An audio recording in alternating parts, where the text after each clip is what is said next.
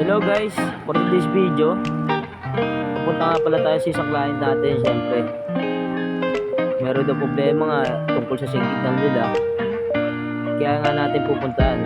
As usual, mag-isa na naman tayo. Kahit na mag-isa tayo, kakayanin natin yan siyempre. Trabaho natin yan. Kaya kailangan natin puntahan yan siyempre. So ngayon guys, fast forward yun muna.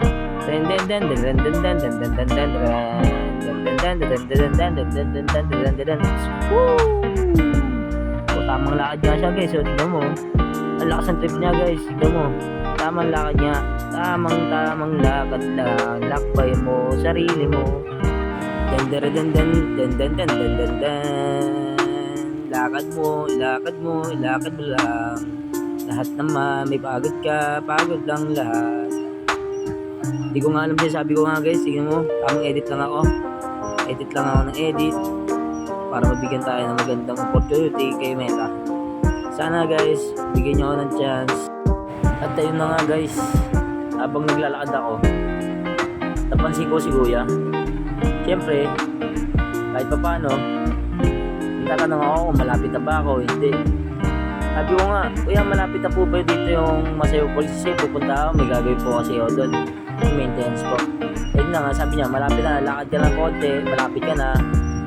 Picture ako nga si Kuya, sabi ko, ay, camera. Sabi ko nga sa kanya. At ayun na nga, salamat Kuya. So ulitin ko sakali makasalubong kita. At ayun na nga, patuloy na ako sa paglalakad. Kasi sabi ni Kuya, 30 minutes na lang. Ha? 30 minutes ha? Grabe, 30 minutes pa lalakarin ko. Whew. Ano ba yan? Pero okay lang syempre. Trabaho nga, ika nga, trabaho, kailangan gawin. Syempre. At ako naman, tuloy-tuloy na sa paglalakad. At syempre, ngayon tignan mo, papasport ko muna syempre. Okay, di ba? Pasport muna. Update kayo mamaya. Sheesh! Nandito na nga pala tayo guys sa pupuntahan natin syempre. Nakita ko nga si Kuya, sabi niya kung ako daw yung gagawa. Oo, sabi ko ako. Arat na daw. Oh. At ito na nga yung client natin na si Kuya. Ayun oh. Video ako nga yung pagluluto ni ate. Oh, sarap isda. Oh, nakakagutom. Sabi niya daw kung kumain na daw. Sabi ko kumain na ako. Kasi nakakaya naman kung saan nila pa ako kakain. Pero okay lang. Siyempre, ayoko naman na pakunting pagkain na lang. Hingi pa ako, di ba? At ayun na nga, tumampi muna ako. Siyempre nakapagod maglakad, di ba? Ang layo ng nalakad ko. Sabi nga Kuya, ang ganda ng duyan niya, baka pwedeng uwi. Sabi hindi pwede kasi sa tatay niya. Ayoko na maningin. Siyempre, baka magalit yung tatay niya sa kanya. Ayun na nga, tuloy-tuloy muna tambay ko. Pahinga muna mga 20 minutes bago gumawa sa nila. Sabi ko kay Kuya, saglit lang, pahinga muna ako. Sabi niya nun, okay, siyempre, ang layo na nga. Naintindihan naman nila yung pagpunta ko ron, siyempre. At nagpapasalamat sila kasi pumunta ako para maayos yung signal nila. Yun lang, di ba? Salamat. At ngayon guys, nasimula na nga po mag-setup para maayos ko na yung signal nila. Siyempre, papalitan ko po dyan yung receiver kasi yun yung may problema at papawarranty ko sa supplier namin.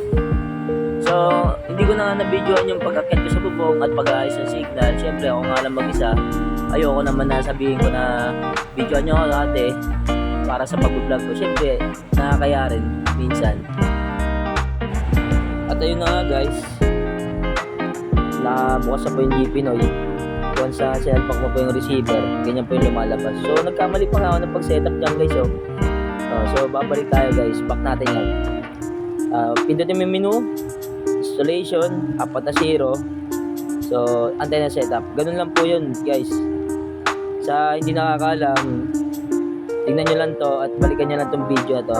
So sinalpak ko na nga po yung wire ng GSAT dyan, yung nasa taas. So lumabas na po yung power. So ang gagawin na lang po natin, yung quality na lang po ang hanapin natin dyan.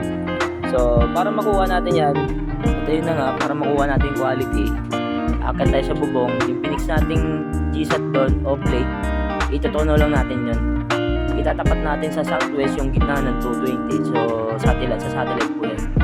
Lahat po ng mga signal, ganyan po ang ginagawa. So yun na nga, hindi ko na na-videoan, pasensya na. Sa susunod na pag-upload ko na lang ulit ng video. Okay? At ayun na nga guys, pabalik na tayo sa ating pinagparkingan ng motor kasi tapos na tayo gumawa. So, salamat pala kuya, shoutout sa'yo. Bigyan mo ako ng saging. Ang sarap niya, syempre gamot sa potassium yan eh. Mekos natin yan, gawin natin minatamis sa saging yan syempre. So, sa mga hindi nakakaalam, may history po ako ng polio. Shoutout nga rin pala sa mga kaibigan ko na tumulong sa akin, na pinilit ako maglakad, na sabi nila hanggat maaari gawin mo kahit na mahirap para mapaglakad ka. Yun nga, shoutout sa inyo, hindi ko na kayo isa-isahin. Salamat.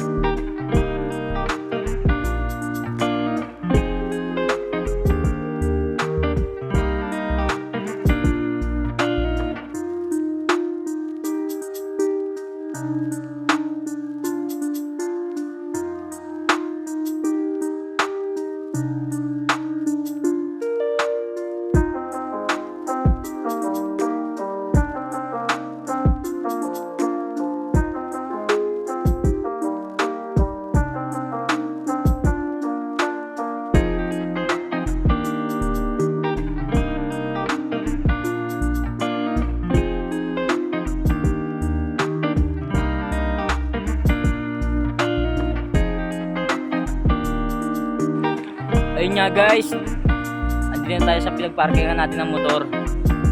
Pauwi na pala ako. Sana naman nagustuhan nyo ang aking video.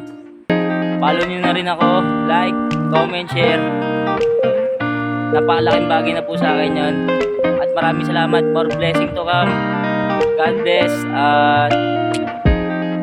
Thank you. Peace out. Geng geng.